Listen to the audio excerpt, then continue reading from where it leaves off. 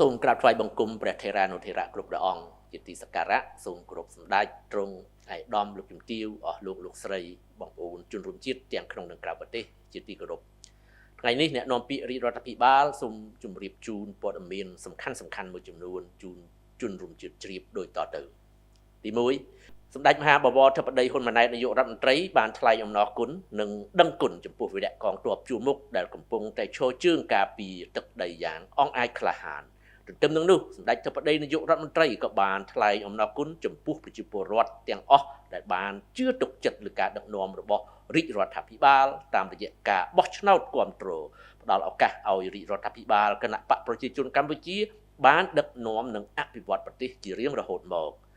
ការបញ្ជាក់បែបនេះបានធ្វើឡើងនាឱកាសដែលសម្ដេចធិបតីនាយករដ្ឋមន្ត្រីអញ្ជើញចូលរួមជាអធិបតីនៅក្នុងពិធីសម្ពោធដាក់ឲ្យប្រើប្រាស់សមិទ្ធផលជាច្រើនក្នុងក្រុងស្ទឹងត្រែងនាថ្ងៃទី12ខែសីហាឆ្នាំ2026នេះសម្ដេចធិបតីបានរំលឹកពីគុណតម្លៃសន្តិភាពដែលរកបានដោយលំបាកតាមរយៈនយោបាយឈ្នះរបស់សម្ដេចតេជោហ៊ុនសែនដែលបង្កើតបានជាមូលដ្ឋានគ្រឹះដ៏រឹងមាំនៃការអភិវឌ្ឍប្រទេសការទាក់ទាញការវិនិយោគនិងការកសាងហេដ្ឋារចនាសម្ព័ន្ធផ្សេងៗយ៉ាងលឿនរហ័សសន្តិភាពក៏អនុញ្ញាតឲ្យរាជរដ្ឋាភិបាលមានឱកាសផ្ដល់អាទិភាពដល់ការអភិវឌ្ឍសង្គមសេដ្ឋកិច្ចនៅប៉ែកឦសានដើម្បីកាត់បន្ថយគម្លាតរវាងភូមិភាគឦសាននិងភូមិភាគកណ្ដាលនៃប្រទេសកម្ពុជានិងការតភ្ជាប់ភូមិភាគឦសានទៅនឹងរាជធានីភ្នំពេញតាមរយៈការកសាងហេដ្ឋារចនាសម្ព័ន្ធផ្លូវស្ពាននិងបណ្ដាញទូរគមនាគមន៍ជាដើមទី2ក្រុមអ្នកសង្កេតការណ៍អាស៊ានប្រចាំកម្ពុជាដឹកនាំដោយប្រធានបេសកកម្មហ្វីលីពីននៅថ្ងៃទី11ខែសីហាឆ្នាំ2026បានចុះសង្កេតការណ៍ផ្ទៀងផ្ទាត់និងរាយការណ៍អំពីស្ថានភាពនៅមណ្ឌលសុខភាពដៃជូមរកតស្ថិតនៅក្នុងភូមិដៃជូមរកតឃុំមរកតស្រុកជាំខ្សានខេត្តព្រះវិហារមណ្ឌលសុខភាពនេះគឺជាទីតាំងដែលផ្ដល់សេវាសុខាភិបាលជូនដល់ប្រជាពលរដ្ឋហើយបានរងការទម្លាក់គ្រាប់បែកពីយន្តហោះចម្បាំង F16 ការបាញ់គ្រាប់ផ្លោងប្រភេទ155មីលីម៉ែត្រគ្រាប់បែកចង្កោមនិងដ្រូនរបស់កងយោធាថៃកាលពីខែធ្នូឆ្នាំ2025កន្លងទៅដែលបណ្ដាលឲ្យមណ្ឌលសុខភាពមួយនេះនិងហេដ្ឋារចនាសម្ព័ន្ធជុំវិញរងការបំផ្លិចបំផ្លាញនិងខូចខាតយ៉ាងដំណំនេះគឺជាដំណើរបេសកកម្មថ្មីទៀតរបស់ក្រុមអ្នកសង្កេតការណ៍អាស៊ានប្រចាំកម្ពុជាបន្ទាប់ពីបានចុះសង្កេតការណ៍ផ្ទៀងផ្ទាត់និងរាយការណ៍យ៉ាងសកម្មពីទីតាំងជាច្រើនតាមបណ្ដោយព្រំដែនជាបន្តបន្ទាប់ជាពិសេសទីតាំងស៊ីវិលនិងប្រជាពលរដ្ឋភៀសសឹកដែលជាភ័ស្តុតាងនៃការរំលោភបំពានមកលើដែនអធិបតេយ្យភាពបូរណភាពទឹកដីនិងរំលោភសិទ្ធិប្រជាពលរដ្ឋស៊ីវិលស្លូតត្រង់កម្ពុជាពីសំណាក់កងកម្លាំងយោធាថៃ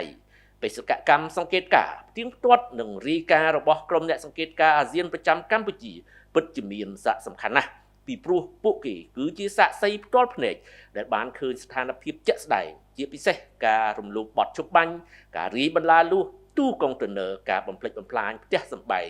និងហេដ្ឋារចនាសម្ព័ន្ធស៊ីវិលជាច្រើននឹងបានរារាំងប្រជាពលរដ្ឋភៀសសឹកប្រមាណជា20000នាក់ទៀតមិនឲ្យ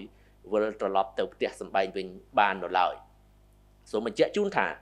យន្តការសង្កេតការណ៍អាស៊ានត្រូវបានបង្កើតឡើងក្រោមកិច្ចព្រមព្រៀងរវាងនាយករដ្ឋមន្ត្រីកម្ពុជានិងថៃតាមរយៈសេចក្តីថ្លែងការណ៍រួមស្តីពីសន្តិភាពទីក្រុងគូឡាឡំពូប្រទេសម៉ាឡេស៊ីចុះថ្ងៃ26ខែតុលាឆ្នាំ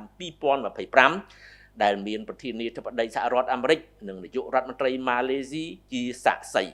ជាក់ស្ដែងចំណុច3នៃសេចក្តីថ្លែងការណ៍រួមចែងថាយើងបានចុះហត្ថលេខាលើលក្ខខណ្ឌយោងស្តីពីការបង្កើតក្រុមអ្នកសង្កេតការណ៍អាស៊ាន AOT ដែលមានសមាជិកភាពជាបុគ្គលិកមកពីរដ្ឋសមាជិកអាស៊ាននិងមានគោលបំណងធានាការអនុវត្តបទជបាញ់ឲ្យបានពេញលេញនិងមានប្រសិទ្ធភាពយើងសូមអំពាវនាវដល់រដ្ឋសមាជិកអាស៊ានឲ្យផ្ដល់ការគាំទ្រសមស្របដើម្បីធានាថា AOT អាចសម្រេចគោលបំណងរបស់ខ្លួនប្រកបដោយជោគជ័យបន្ទាប់មកការពង្រឹងតួនាទីរបស់ក្រុមអ្នកសង្កេតការណ៍អាស៊ាន AOT ក៏មានចែងក្នុងសេចក្តីប្រកាសរួម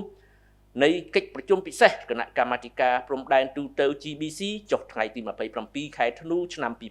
2025ជាក់ស្ដែងចំណុច12ក្នុងយន្តការសម្រាប់ការអនុវត្តនិងផ្ទៀងផ្ទាត់វិធានការកាត់បន្ថយភាពតានតឹងចែងថាភាគីទាំងពីរទទួលស្គាល់តួនាទីដ៏សំខាន់របស់ក្រុមអ្នកសង្កេតការណ៍អាស៊ាន AOT និងឯកភាពគ្នាពង្រឹងតួនាទីរបស់ក្រុមអ្នកសង្កេតការណ៍នេះក្នុងការផ្ទៀងផ្ទាត់ និងធានាការអនុវត្តប្រកបដោយប្រសិទ្ធភាពនៃវិធានការទាំងអស់ក្នុងសេចក្តីប្រកាសរួមនេះដោយពិគ្រោះយោបល់ជាមួយប្រធានអាស៊ាននិងក្រុមអ្នកសង្កេតការណ៍អាស៊ានអ្នកនាំពាក្យរាជរដ្ឋាភិបាលសូមរំលឹកជូនបងប្អូនជនរួមជាតិជ្រាបថាក្នុងអាណត្តិជាប្រធានបដូវវេនអាស៊ានឆ្នាំ2025ម៉ាឡេស៊ីបានខិតខំសម្របសម្រួលដោះស្រាយបញ្ហាព្រំដែនកម្ពុជាថៃយ៉ាងសកម្មដោយបានសម្រេចលទ្ធផលធំៗជាច្រើនក្នុងនោះរួមមានដូចជាកិច្ចព្រមព្រៀងឈប់បាញ់2លើកនិងសេចក្តីថ្លែងការណ៍រួមស្តីពីកិច្ចព្រមព្រៀងសន្តិភាពទីក្រុងកូឡាឡំពូក្រោមការជួយជ្រោមជ្រែងយ៉ាងពេញទំហឹងពីសហរដ្ឋអាមេរិកនិងមានការចូលរួមយ៉ាងសកម្មពីសាធារណរដ្ឋប្រជាមានិតចិនម៉ាឡេស៊ីក៏បានសម្របសម្រួលបញ្ហាជាច្រើនទៀតដើម្បីកាត់បន្ថយភាពតានតឹងនៅតាមព្រំដែនកម្ពុជាថៃប្រទេសហ្វីលីពីនក្នុងនាមជាប្រធានបដូវវេនអាស៊ានឆ្នាំ2026ក៏បានបដិញ្ញាចិត្តដើរតួនាទីសម្របសម្រួលដើម្បីធ្វើយ៉ាងណាឲ្យសេចក្តីប្រកាសរួមថ្ងៃ27ខែធ្នូឆ្នាំ2025ត្រូវបានគោរពយ៉ាងពេញលេញនិងប្រកបដោយប្រសិទ្ធភាពនេះសបញ្ជាក់ពីការបដិញ្ញាចិត្តយ៉ាងមុតមាំរបស់អាស៊ាននិងការបន្តយកចិត្តទុកដាក់ខ្ពស់របស់អាស៊ានទៅលើការសម្របសម្រួលដោះស្រាយបញ្ហាព្រំដែនកម្ពុជាថៃអាស្រ័យហេតុនេះសូមបងប្អូនជនរួមជាតិមេត្តាជ្រាបជាព័ត៌មានបាទសូមអរគុណនិងសូមគោរពលាតែប៉ុណ្ណេះ